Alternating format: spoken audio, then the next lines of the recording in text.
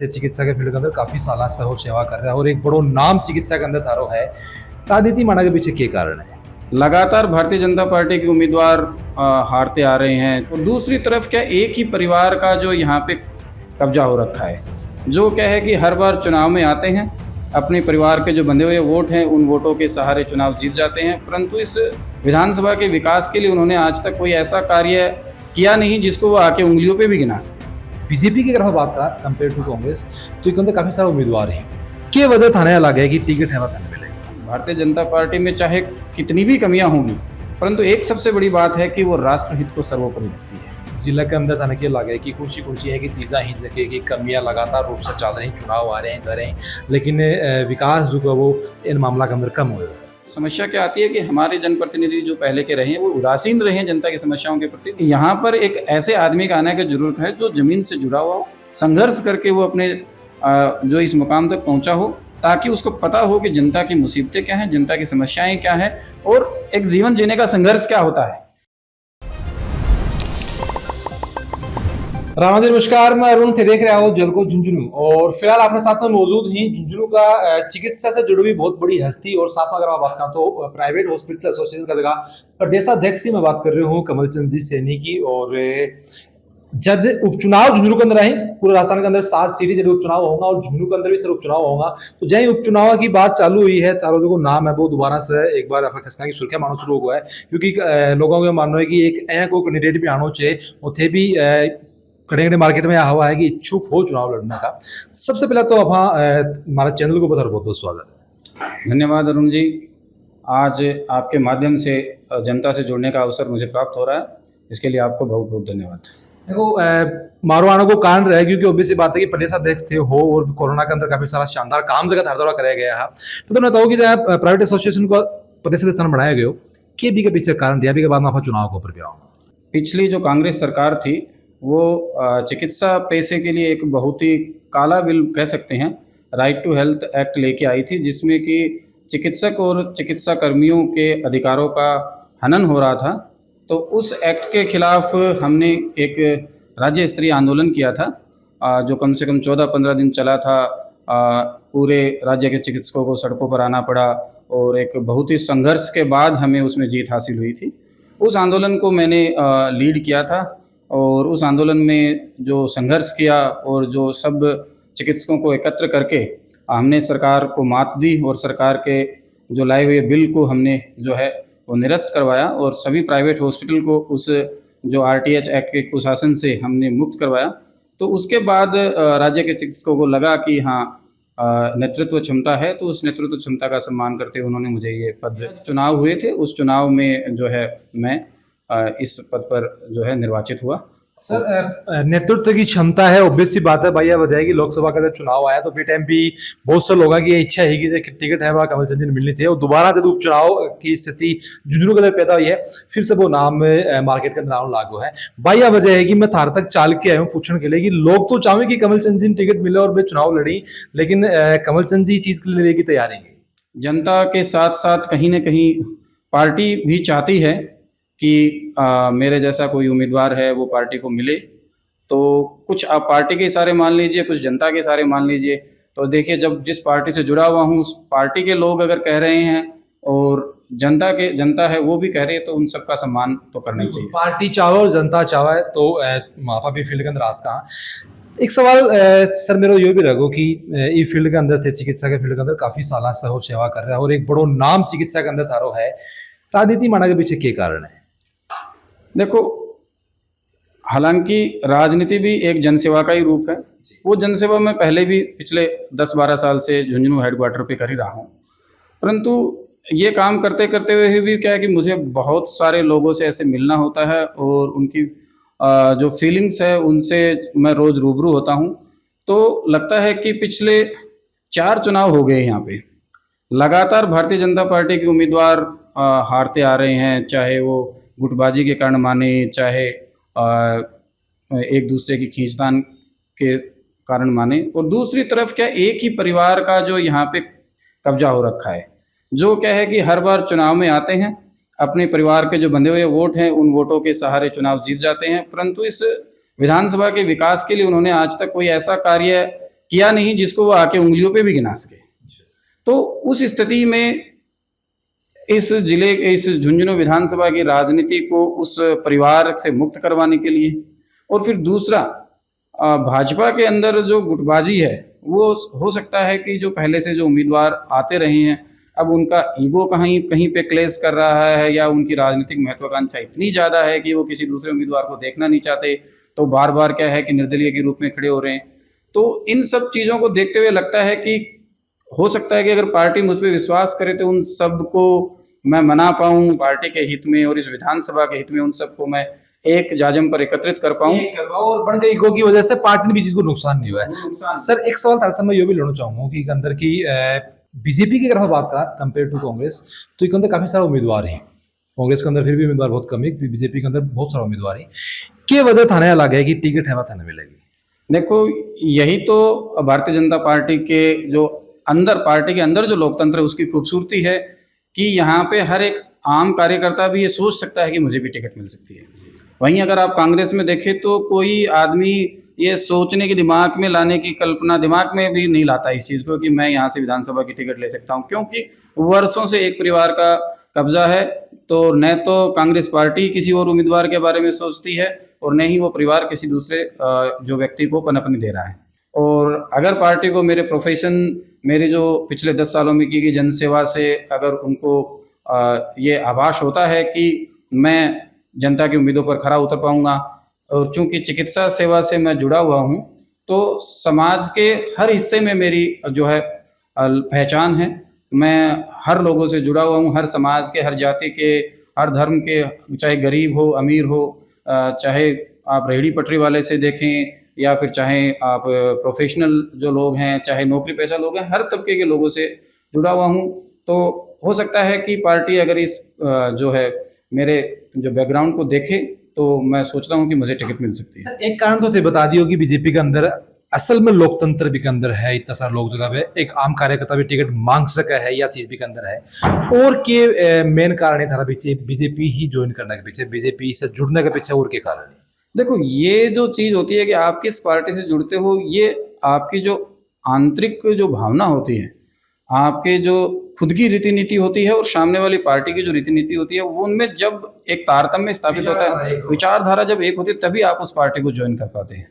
तो भारतीय जनता पार्टी का जो आज के समय, आप चाहे राष्ट्रवाद मान लीजिए, कि भारतीय जनता पार्टी में चाहे कितनी भी कमियां होंगी, परंतु एक सबसे बड़ी बात है कि वो राष्ट्रहित को सर्वोपरि रखती है। और जब कोई भी पार्टी राष्ट्रहित को सर्वोपरि रखती है, तो वैसा ही मेरा मानना है कि सबसे पहले देश के जनता, हमारे लोग, वो सबसे पहले रहने चाहिए। तो राष्ट्रहित को सर्वोपरि भारतीय जनता पार्टी भी मानती है, मैं भी मानता हूँ। तो हम दोनों का जो है, पार्टी और मेरा जो विचारधारा है, वो एक है। इसी कारण से पार्टी से जुड़ा। राष्ट्रहित जरूरी भी है, और बताया जाए कि राष्ट्र से बड़ी कोई चीज को, सबसे पहले आपने देश ही आवा है। देश की बात कर ली सर, अभी जिले की बात कर लिया। जिले के अंदर थाने क्या लगा है कि कौन सी है कि चीज़ें ही जगह की कमियां लगातार रूप से चल रही, चुनाव आ रहे हैं, जा रहे हैं, लेकिन विकास जो है वो इन मामला के अंदर कम हुआ है। देखो, अभी तो विधानसभा उपचुनाव है, तो अपन झुंझुनू विधानसभा की बात करें तो झुंझुनू विधानसभा में जो झुंझुनू मुख्यालय है, आपने इस बार देखा कि जब जब बारिश हुई तो झुंझुनू शहर जो है वो 3-4 घंटे के लिए कैद होके रह जाता है। न तो झुंझुनू से कोई बाहर जा पाता है, न कोई झुंझुनू के अंदर आ पाता है। तो झुंझुनू की जो पानी की निकासी की समस्या है, ये मैं जब बच्चा था तब भी ऐसी थी, अभी भी ऐसी है, और अब कुछ न कुछ ज़्यादा बढ़ गई है। तो अपन चाहते हैं कि कोई भी जनप्रतिनिधि चुने तो वो चुना जाए तो इस समस्या पे जरूर काम करे। इसकी जो ड्रेनेज सिस्टम है झुंझुनू शहर का, उसको इस तरह से विकसित करे कि बारिश के अंदर यहाँ के लोगों को एक कैद के जो है वो अनुभव नहीं हो। दूसरा, आप देख रहे होंगे कि अपने पुलिस लाइन के ऊपर फ्लाईओवर, उसका काम काफ़ी सालों से अटका हुआ है। हालांकि ठीक है, वो केंद्र और रेलवे और राज्य के बीच का प्रोजेक्ट है, तो जो भी कमी रही, पर जनप्रतिनिधि, मान लो कि जनप्रतिनिधि अगर चाहे मन लगा के तो वो बीच में सामंजस्य स्थापित कर सकते हैं। जनप्रतिनिधि अगर चाहे और वो अगर उसके लिए दिल से काम करे, शिद्दत से काम करेगा, तो वो दोनों एजेंसियों में तारतम्य बिठाकर इस काम को पूरा करवा सकते थे। परंतु ये हमारे जनप्रतिनिधियों की कमी रही कि वो फ्लाईओवर इतने सालों से ऐसे ही पड़ा है, जिसके कारण लगातार ट्रैफिक की समस्या, फाटक की समस्या वहाँ पे रहती है। दूसरा, फाटक जो है, अपन बात करें कि गुड़ा रोड पे भी बनना प्रस्तावित है, उसके कारण भी ट्रैफिक जाम की समस्या होने और लगी एक स्थिति यह है कि जब भी ट्रेन आवा है तो बस जो ट्रैफिक जाम है वो मेन रोड हाईवे तक पहुंच जाए। है। इसीलिए तो दूसरा उस फाट जो बनना है ओवरब्रिज उसको भी जल्दी से जल्दी उसका काम शुरू करवाया जाए। इसके अलावा आप देखें स्पोर्ट्स यूनिवर्सिटी की घोषणा हो गई, बार बार होती रहती है, एक सरकार आई दूसरी सरकार आई, वो भी सरकारों ने वहाँ यहाँ पे खोलने की इच्छा जताई है, परंतु जनप्रतिनिधियों की इच्छा शक्ति कमजोर रही है, ताकि वो स्पोर्ट्स यूनिवर्सिटी है चाहे सूर्य उद्यान है ये सब मूर्त रूप नहीं ले पाए। सूर्य उद्यान को नाम मैं भी लेना चाह रहे हो कि सर शायद सर के दिमाग में है कौन है, क्योंकि झुंझुनू की अगर हम बात करें तो झुंझुनू शहीदा की नगरी कहा जाए, फौजिया को शहर कहा जाए, बी शहर के अंदर एक सूर्य उद्यान बनाया जाए शहीदा का सम्मान के अंदर, और बी की आज की वह स्थिति यह है कि आप कह सकते हैं कि एक तरह से अपमान हो रहे हैं। देखो ये जो ना बहुत ही दुख की बात है कि झुंझुनू जैसे जिले में शहीदों का जो स्मृति स्थल है और अगर उसकी ऐसी दुर्दशा होती है तो उसके लिए चाहे शासन हो, प्रशासन हो, हमारे जनप्रतिनिधि हो, वो पूरी जो है ना वो बराबर रूप से जिम्मेदार हैं। तो हमारे जनप्रतिनिधियों का ये कर्तव्य बनता है, और अगर मुझे टिकट मिलती है और मैं अगर चुना जाता हूं तो मैं चाहूंगा कि इस तरह जो शहीदों के जितने भी स्मृति स्थल है, क्योंकि शहीदों का जो एक याद जो रहती है वो उनकी स्मृति स्थल ही है, उनकी चिताओं पर जो मेले लगते हैं वो ही जो है उनकी याद रह जाती है। तो उस याद को हम इस तरह से धूमिल, इस तरह से मलिन न होने दें।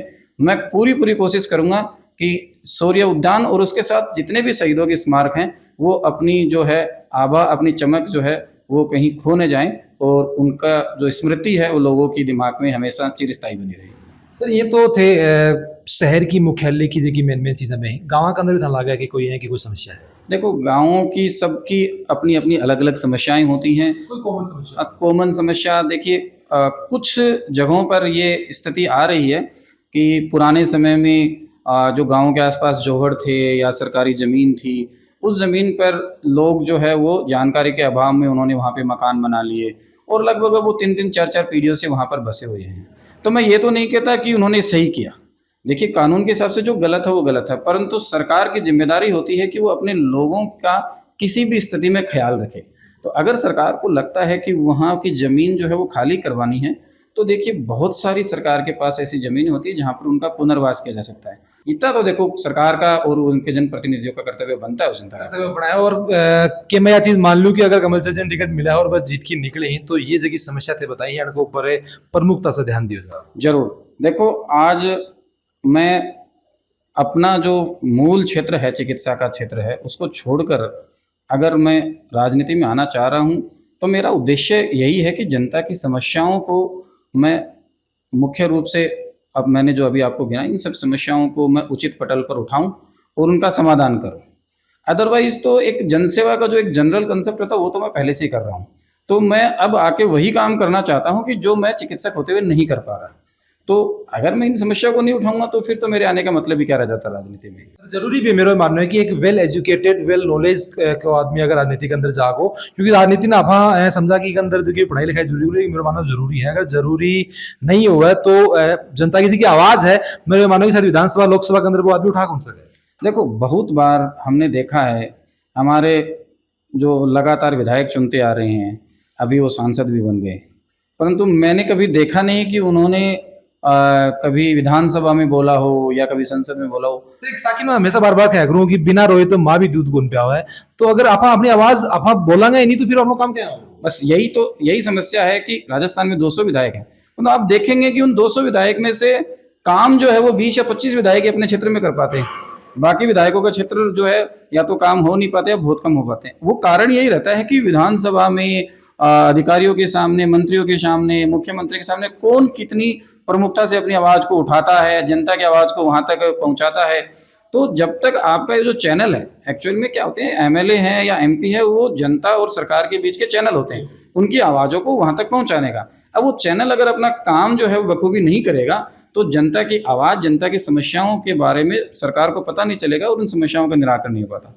तो अगर जो भी जनप्रतिनिधि चुनाव जीत कर जाते हैं तो उनका यही दायित्व होता है कि वो जनता की एक एक समस्या को वहां पर रखे। जब जिस प्रतिनिधि ने उस समस्याओं को रखा तो उन समस्याओं का निराकरण हुआ। परंतु समस्या क्या आती है कि हमारे जनप्रतिनिधि जो पहले के रहे हैं वो उदासीन रहे हैं जनता की समस्याओं के प्रति। उन्होंने जो अपनी इस, चाहे आप एमएलए की सीट को मान लो, एमपी की सीट को मान लो, उन्होंने अपनी घर की खेती बना रखा है कि हाँ हमें तो मिल ही जाती है हर बार। कभी चाहे भारतीय जनता पार्टी के अंदर गुटबाजी हो जाए उस कारण से मिल जाती है, कभी कार्यकर्ता कमजोर रह जाते हैं उस कारण से मिल जाती है, और हर बार उनको जो है ये सीट मिल जाती है। तो उनको ये थाली में जो सजी हुई रोटी की तरह मिल जाती है, तो वो क्यों मेहनत करेंगे। तो इसलिए यहाँ पर एक ऐसे आदमी का आने की जरूरत है जो जमीन से जुड़ा हुआ हो, संघर्ष करके वो अपने जो इस मुकाम तक पहुंचा हो, ताकि उसको पता हो कि जनता की मुसीबतें क्या हैं, जनता की समस्याएं क्या हैं, और एक जीवन जीने का संघर्ष क्या होता है। जब आपको ये पता होगा तभी आप उन सारी समस्याओं को उचित पटल पर लेके जाएंगे और वहां पर इन समस्याओं का निराकरण के लिए कोशिश करेंगे। बिल्कुल। तो अभी तक आप सुन रहे हैं कमलचंद जी सैनी, और उनको ये कहना है कि एक वेल एजुकेटेड जो जनता की आवाज विधानसभा का अंदर उठा सका है नेता की जरूरत है। और ऑब्वियस सी बात है का नेता आपने झुंझुनू से कौन निकला भाई, अब बताएगी कि समस्याएं पे लगातार जगह बढ़ रही। थारों के मानना है कि वेल एजुकेटेड और नॉलेजेबल बंदर ने विधानसभा के अंदर भेजना कितनों के जरूरी है। और साथ में अगर कमल जी से टिकट मिला है तो पूरी बीजेपी जी की एक जाजम पर आओगी कि थारी जी की राय है, माना कमेंट उससे जरूर से बताओगा। मिलांगे कोई अगली अपडेट में, तब तक के लिए राम राम।